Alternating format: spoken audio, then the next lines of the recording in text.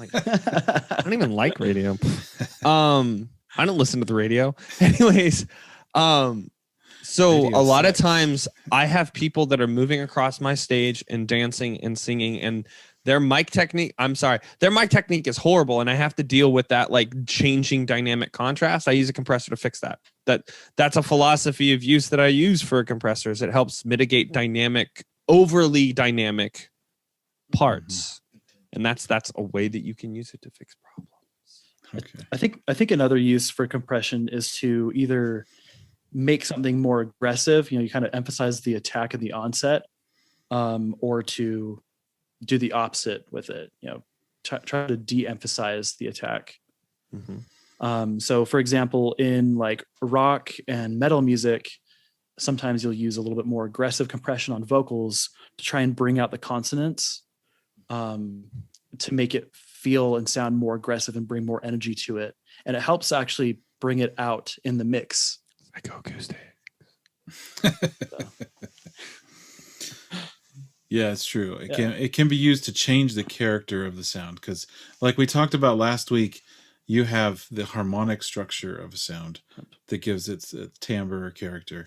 But there's also what's called an envelope and as you look in synthesizers, it's ADSR is the envelope, and that's the envelope of a sound. The attack, decay, sustain, release.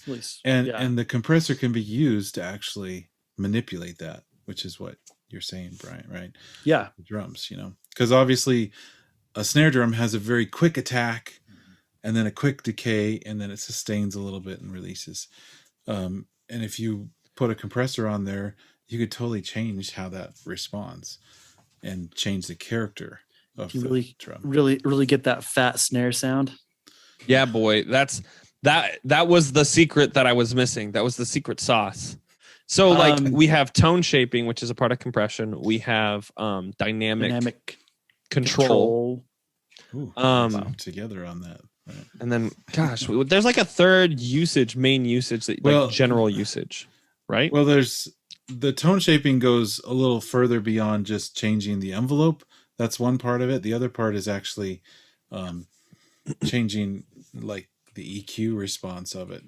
Right. And that's a little bit more advanced of a we won't go into that. Linear phase. Yeah. But psychoacoustics. I think that's the other thing that's kind of in between both of those is just that sound of popular music is that compressed sound.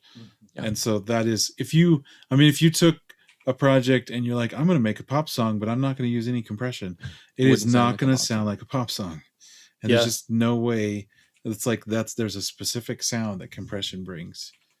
And it's not bad. Like there's a reason it's popular. There's a reason it is enjoyable. Now, the reason it gets a lot of flack over compression and compression gets a lot of flack is because there's a lot of people who may not use it effectively enough, or they might overdo it. And it's really easy to overdo it in ways that are kind of pedestrian.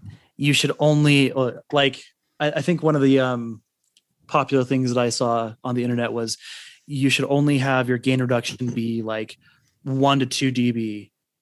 You shouldn't do any more than 1 to 2 dB of gain reduction when you're using a compressor. And that's just absurd in my mind. Like you should use a compressor however you feel like you want to use a compressor, as long as it sounds good. Yeah. And that's all those guidelines. We get that with EQ. We talked about it last with the EQ. One. It's like, oh, well, I can't add too much or take away too much. No, you got to add or take away to what sounds good. And same thing with compression. If you have to compress, the bejesus out of the. If you want to have 20 dB of gain reduction and it's sounding like that's what you need, then that's exactly what you need is 20 dB of gain reduction. Exactly. And you'll get that as you play around with it more and play with compressors. Like the best way you're going to learn how to use any of these like tools is to use them and to make the mistakes. Like there's not really an easier way to understand compression than just diving in and accepting that you're probably going to overcompress a lot before you start to like figure out what the right space is and all those other things. And listening to reference tracks and hearing how they do things in relation to what you're doing. Like if you're doing a metal track, find someone who's doing something similar and listen. compare yours to them and listen to how they're using those things. References are great for that. I honestly think that one of the best ways to develop your ear to hear compression is to over compress. Take a signal that you record something and then compress the hell out of it, limit it, listen to it. Listen to it without the compression, and then listen to it with the compression and see how that affects the sound. That will really help you develop your ear on compression.